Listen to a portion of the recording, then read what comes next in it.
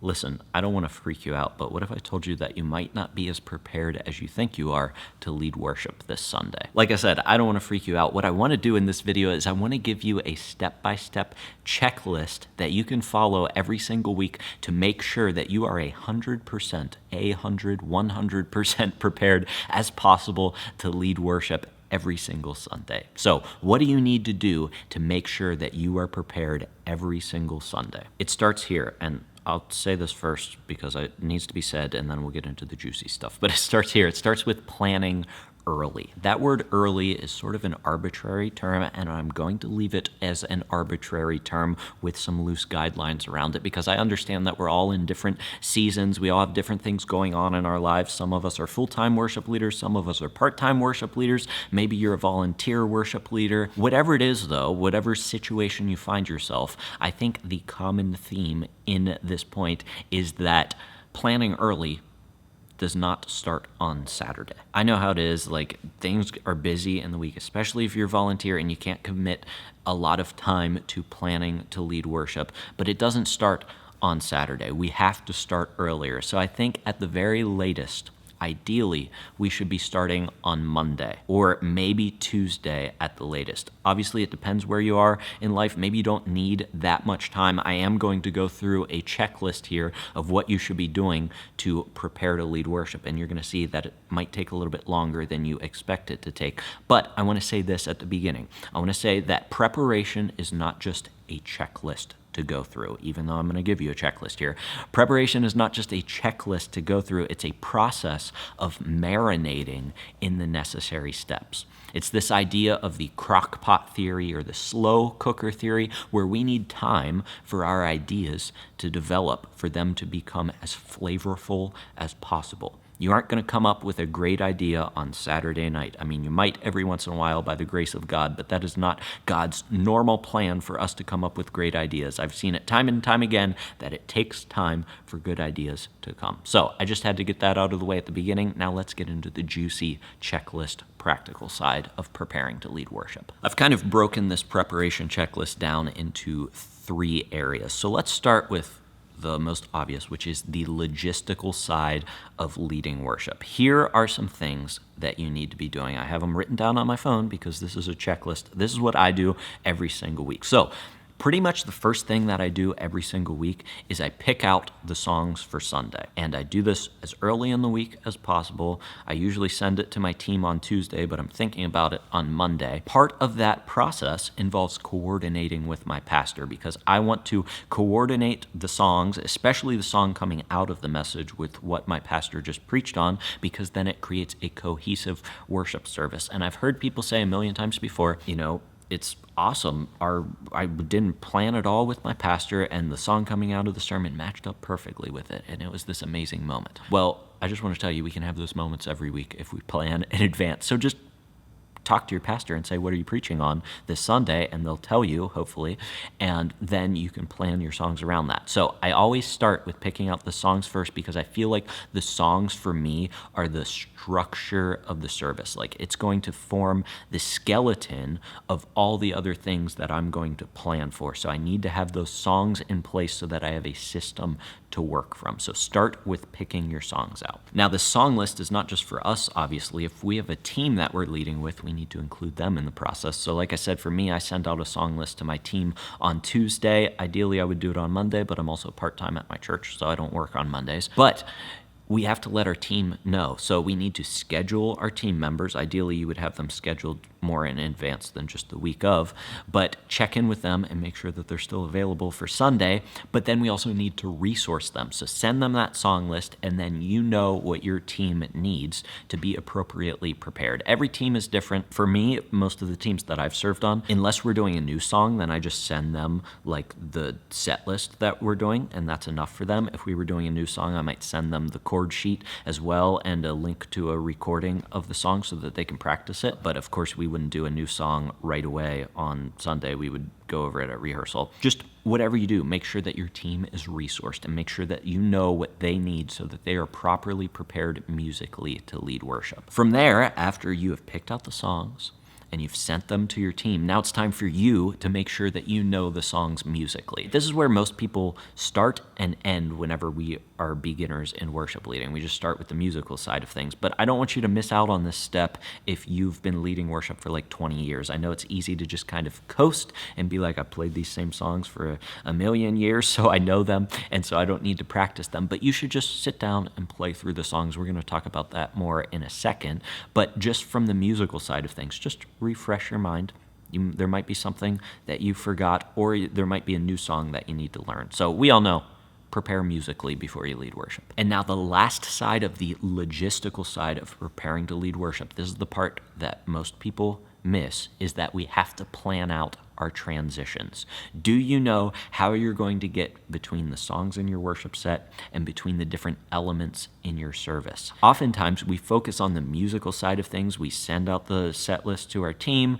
We resource them with what they need. We learn the songs musically, and then we show up on Sunday or at rehearsal, and maybe at rehearsal even you run through all of those songs one by one by one, but we never spend time thinking about the transitions. And the transitions from a logistical side of things, that's like the important part of the worship set. Anybody can learn how to play 4 or 5 songs for a Sunday. The impressive part is when you make them flow smoothly together. So ask yourself a few questions. Ask, how are we going to enter into worship? What is the first thing you say, depending on how your service is set up? I always recommend starting with music. So in my mind, the countdown hits 0, the lights come up, and it's you on stage. Hi, everybody. And what are you going to say? How are you going to lead people into worship? There's more that you can say than just, good morning, church, let's stand and sing together. I still say that sometimes, but I know that I can do better whenever I say that. So what truth are you going to point people to? How are you going to help people enter into this moment of corporate worship? What truth can you point them to? Maybe it's a truth connected to whatever you're singing about in the first song. Maybe it's just something that's on your heart that you feel like your church needs to hear. How are you going to enter into worship? That's the first transition you need to think about. And then ask yourself, okay, once I'm in the worship set, how am I going to transition between these songs? Are multiple songs in the same key? Are they in complementary keys? Is there like no good way to transition between these songs? And so I just need to be really intentional with, I'm gonna end it on a guitar strum and then the keyboard's gonna start. It doesn't matter what the transition is, or really even how well you've thought about it from a musical perspective. You just need to think about it and then commit to whatever it is. You know, a transition could be perfectly fine if you end the one song and it's a hard stop, and then you start into the next song. As long as you do it deliberately and remove as much dead air as possible between those songs, it's gonna sound perfectly fine. The key is we need to commit to planning those transitions. And then, of course, there's a few other logistical things that you need to do that are specific to your church. So for me, what do? Well, I have to make the slides for Sunday. I create the order of worship and like the tech sheets so that my tech team knows what they're doing. I have to set up the stage sometimes.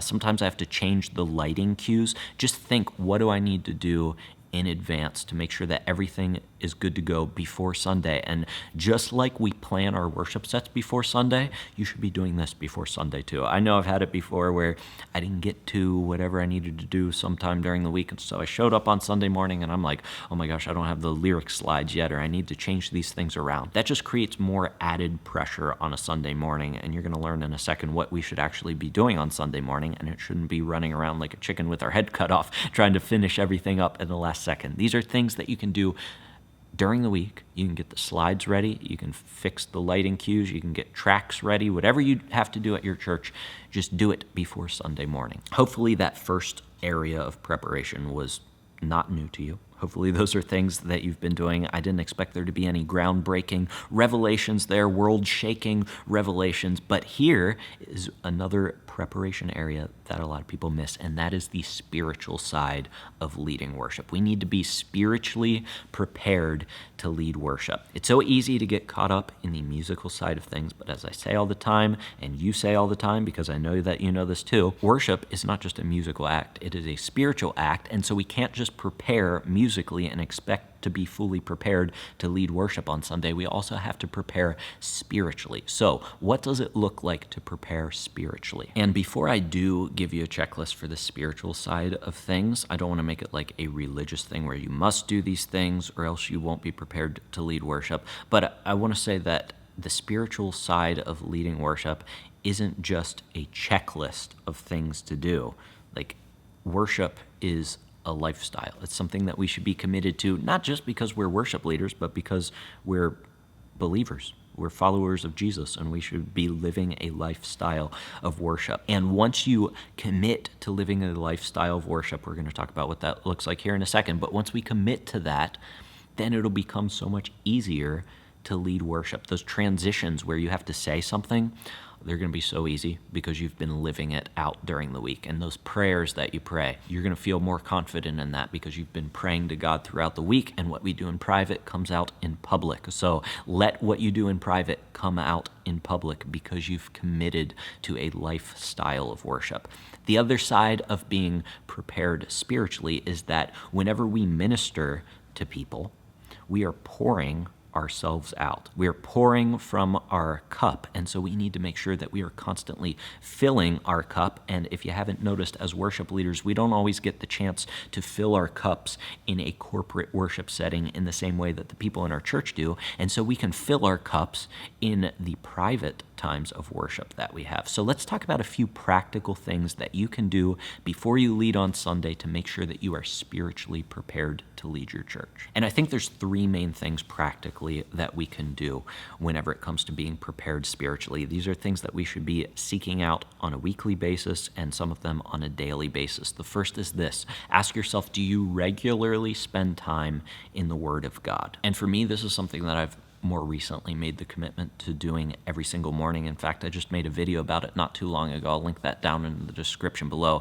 And in that video, you'll learn some practical tips of how you can start working towards making that a reality in your own life. But are you regularly being transformed by the Word of God? Spending consistent time in God's Word, letting it shape and mold you. I think that God's Word is one of the primary ways that he speaks to us. I think he speaks to us primarily through his word. He also speaks to us through special revelation, and he also speaks to us through other people in our church. So those are sort of the three ways that he speaks to us, and now that I think about it, those kind of match with the three things that I'm about to talk about here. So the first is be in God's word so that you can hear the voice of God directly from him. The Bible is the word of God, so we can hear his voice through it. Now let's talk about hearing that special revelation. And I'm not talking about some crazy supernatural, like God told me to do this, but I want to also ask you, are you spending regular time in prayer? We're studying the Word of God,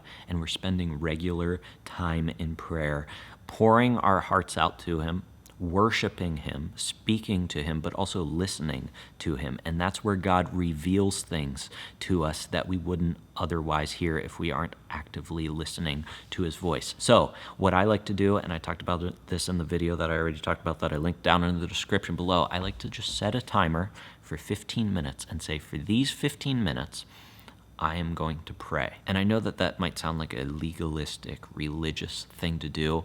That's not how I view it. I view it as I'm going to discipline myself to spend time praying to God. And if I don't set that timer for myself, then I'm not going to do it. And so I just set the timer, and when I first started doing it, man, it was hard to reach that 15 minutes. I got like 5 minutes in, and I got distracted a million times, and I still had 10 more minutes to go.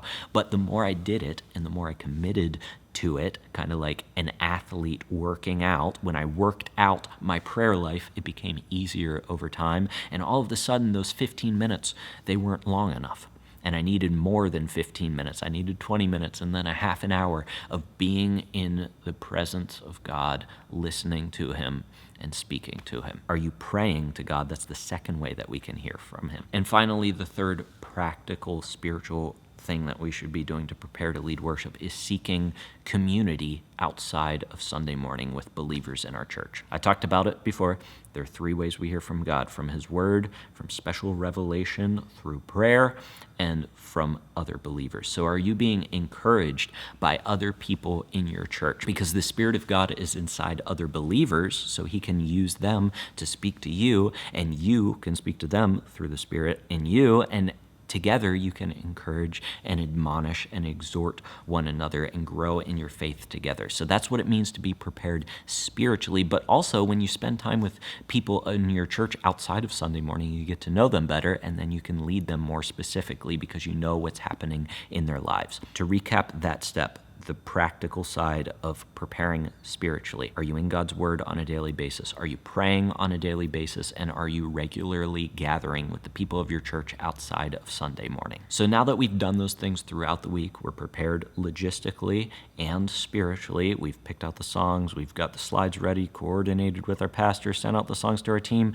been in the Word of God diligently throughout the week. Now, what do you do on Sunday morning? Because your work isn't done if you haven't noticed. You still show up on Sunday morning, and there's still a little bit more to do. So let's talk about what to do specifically on Sunday morning before your service to make sure that you are 100% prepared. And once again, it starts just like it did at the beginning of the week. We need to start planning early. Well, guess what? On Sunday, we need to show up early. I don't see this a ton, but sometimes I see worship leaders show up 15 minutes before the service starts, and they think that they can just get on stage and everything's going to be okay. I think that you should show up earlier than that. We need time to prepare ourselves mentally, and there are things that we need to do before the service starts to prepare logistically. So we don't want to show up and have this small amount of time where we're running around trying to get everything set up on stage, trying to run through that last song as people are coming into our worship space. That's always awkward. Let's just give ourselves more time to prepare. So I like to make sure that I show up, and we're going to talk about what you do specifically on Sunday morning, but show up early enough where you have at least a half an hour between whatever you have to do to get prepared and when your service actually starts. Because people will start showing up probably around a half an hour early to church, depending on your church. Some people show up earlier than that. But give yourself at least a half an hour so that you have that buffer where, first of all, you're not playing as people come into your worship space, but also you have enough time in case anything goes wrong. You could have a few extra minutes to prepare before the service starts, but more importantly, that you would have time to just relax before the service starts and just breathe for a moment so that whenever you do step in front of your church, you are fully mentally and logistically prepared to lead them. So what do you actually do on a Sunday morning? Well, again, it differs depending on the setup of your church and how things are structured at your church, but I'll just walk you through what I do on a Sunday morning. The first thing that I do when I get to church, I'm usually the first one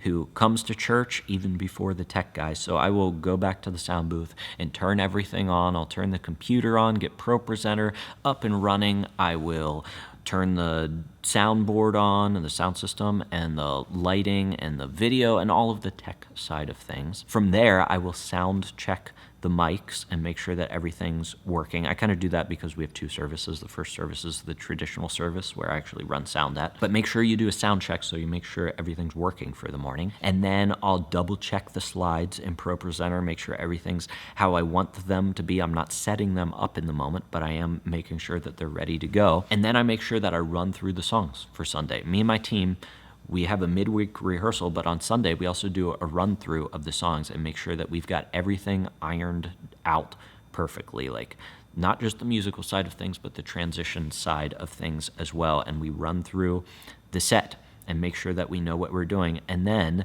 that lets us have this half an hour where we can just be and just hang out and develop relationships and talk to each other and have fun for 30 minutes before the service starts. And then we get up on stage and we go into the first song and we are fully prepared because we've run through the song in advance. Oh, and we also try to pray before the service starts as well, obviously. So that's what we need to do to make sure that we are prepared every single Sunday to lead worship. If you do those things, you will be prepared to lead on Sunday. Listen, though, I probably missed a thing or two. So if I missed anything and you're like, Spencer, why didn't you talk about this? Let me know down in the comments below. And as you're scrolling down to the comments, make sure you check out the link in the description to the free audio training I put together called 5 Tips to Instantly Improve Your Worship Leading. In that audio training, you will learn 5 super simple things that you can do before this Sunday. Remember, we're planning early, so you can do these things before this Sunday to instantly improve your worship leading and lead an engaging time of worship for your church with confidence this week. So check that out in the description below. Other than that, thanks so much for joining me. Till I see you in the next video. Keep leading worship well.